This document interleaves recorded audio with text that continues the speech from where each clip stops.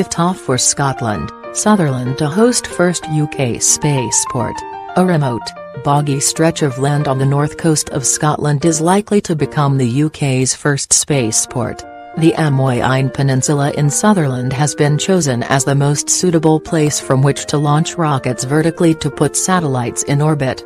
The UK Space Agency is giving Highlands and Islands Enterprise £2.5 million towards the development of the facility. High will work closely with operators. The American aerospace giant Lockheed Martin wants to be one of the partners. The goal would be to have launches as early as possible in the 2020s. The decision to support the UK's first spaceport in Sutherland is tremendous news for our region and for Scotland as a whole, said High's chief executive Charlotte Wright. The international space sector is growing and we want to ensure the region is ready to reap the economic benefits that will be generated from this fantastic opportunity. Lockheed has made no secret of its desire to bring the Electron rocket to Scotland. Currently, this vehicle flies out of New Zealand. A British version of the rocket would have an upper stage developed and built at LM's UK HQ in Ampthill, Bedfordshire. This is a defining moment for UK space, a spokesperson for the company told BBC News. Lockheed Martin has been working with Britain for over 80 years and we stand ready to support the development of UK launch capability should our extensive experience in developing space infrastructure be called upon. The UK government has been mulling the idea of home spaceports for a decade now, and has updated the legislation that would make them possible. There is a vibrant small satellite manufacturing sector in the UK, and enabling customers to launch their spacecraft locally should give an added boost to the industry. Business Secretary Greg Clark will announce further details of government support at the biennial Farnborough Airshow on Monday.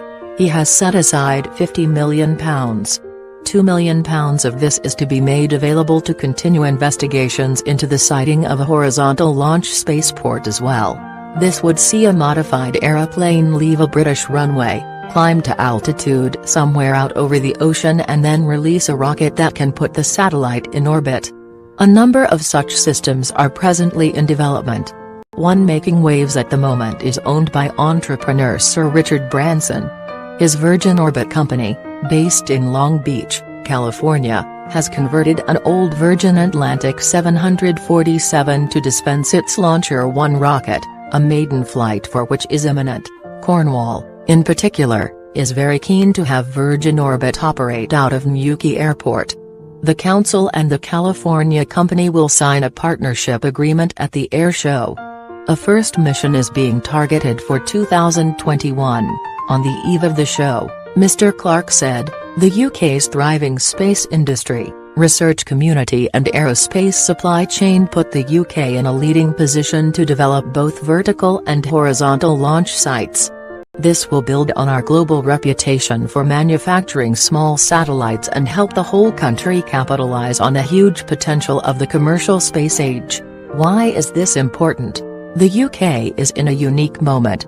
Having pioneered the development of small satellites, through companies such as Surrey Satellite Technology Limited and AAC Clyde Space, it has put itself right at the crest of a new wave.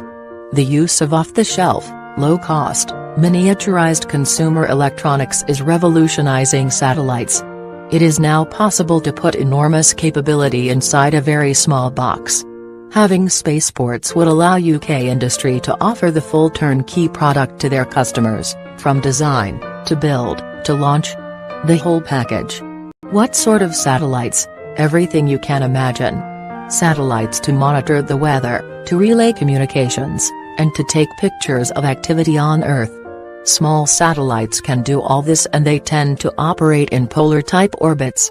That is, they circle the Earth a few hundred kilometers up, passing over the Arctic and the Antarctic.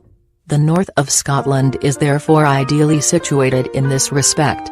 Rockets would fly north, through the gap between Iceland and the Faroe Islands, and Svalbard. If there were launch failures, nothing would fall on populated land. What sort of rockets? I've mentioned a couple of vehicles already that could fly from the UK, the Electron and Launcher 1. But there are 60+ small launch vehicles in development around the world. A few of them are even based in the UK, and they will regard a home spaceport as a great fillip to their endeavours. Watch for companies like Orbex and Skyrara, both of whom will be exhibiting at this week's Farnborough Air Show. They will be talking about their rocket designs and the type of engines they will use. What happens next? Keep an eye on the clock. Time is short for the UK if it wants to capture a significant share of the nascent small launch market. UK regional authorities and rocket operators are going to have to move fast if they want to avoid the opportunities drifting away to other countries. There is a big responsibility on government, too. It has updated legislation, but many details still need to be tied down, such as liability rules and safety requirements. If these are made too onerous, it will put up the price of launching satellites. The cost per kilogram to orbit has to be competitive. Jonathan.Amos Internet@bbc.co.uk and follow me on Twitter, @Gamos.